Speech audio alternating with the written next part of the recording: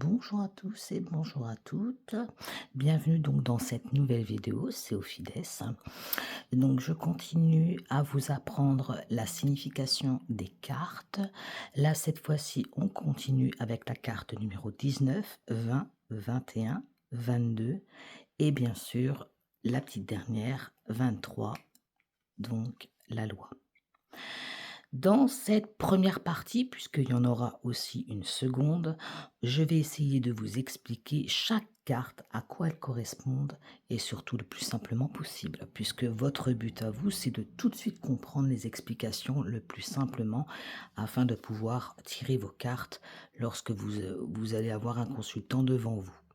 Nous allons donc commencer par la carte de la jalousie. Qu'est-ce que c'est la jalousie? C'est comme le mauvais œil. Donc c'est la personne qui dit bravo avec le sourire, mais qui rage à l'intérieur. Donc quelqu'un qui a envie de ce que tu as ou effectivement ce que ton consultant euh, a dans la vie. Donc la phrase à retenir surtout, c'est attention, vos amis, garde tes secrets pour toi. Surtout quand vous tirez cette carte par rapport à aux cartes qui l'accompagnent, c'est ça qu'il faut voir en premier. C'est relativement facile et simple à retenir. Passons maintenant à la carte de la distance. Ici, la carte de la distance, c'est quoi? C'est loin ou c'est long. Donc, ou l'un ou l'autre. Soit la personne, le projet est loin géographiquement, soit la réponse, pardon, j'espère que là, voilà, soit la réponse va prendre plus de temps à arriver. Il y a un espace entre toi et ce que tu veux vraiment. La phrase à retenir surtout, c'est ça arrive pas tout de suite et c'est loin d'ici. Ensuite, nous allons passer à la carte de la séparation. La carte de la séparation que voici, c'est quoi? C'est le coup de ciseau. Donc, c'est quand une histoire s'arrête, une rupture amoureuse, un travail qu'on quitte ou une amitié qui prend fin. On coupe le fil. La phrase à retenir, c'est fini, une page se tourne. Nous avons ensuite la carte du boomerang.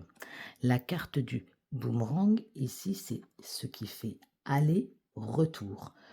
Tu te lances, il revient, c'est une ex qui réapparaît, un problème du passé qui ressort ou le karma qui te rattrape. La phrase à retenir, c'est le passé revient te faire un coucou, tout simplement.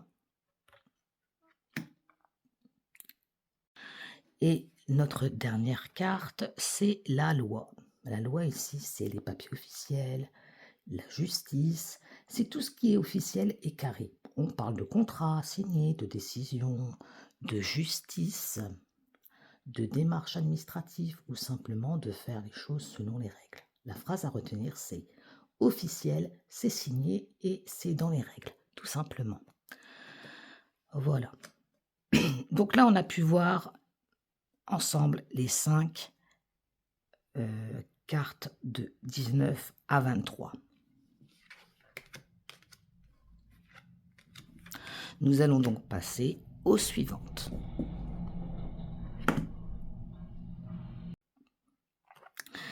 Passons à la suivante. La suivante, c'est la carte de l'examen. Ici, l'examen, c'est le contrôle ou l'épreuve. C'est le moment d'être évalué, jugé et testé. Ça peut être un vrai diplôme, permis, entretien d'embauche ou une épreuve de la vie pour voir ce que tu es capable de faire. La phrase à retenir, c'est l'heure du test. Il faut faire tes preuves, tout simplement. Passons à la carte du temps. Le temps, c'est l'horloge, le sablier. Ça demande de la patience, rien ne sert de courir, les choses vont prendre des semaines, voire des mois, il faut laisser mûrir. Pas de précipitation, prends ton mal en patience. Et nous allons terminer avec la carte de la correspondance. La carte de la correspondance, c'est le message dans la boîte aux lettres. Une nouvelle qui arrive, un SMS, un appel, un mail, un courrier important ou une discussion. La communication est ouverte. Tu vas recevoir une nouvelle ou un message. Donc nous avons pu voir 10 cartes pour cette vidéo. J'ai essayé de vous expliquer le plus simplement possible, d'accord? Et il ne faut pas non plus oublier que la carte Mancy, ce n'est pas magique, d'accord? Il faut toujours garder en tête que il faut prendre ce qui résonne, c'est-à-dire que comme vous avez une communication avec votre consultant, ils prennent la plupart du temps ce qui résonne. Et puis, il faut aussi vous faire confiance, vous, en tant que cartomancienne, à vos intuitions.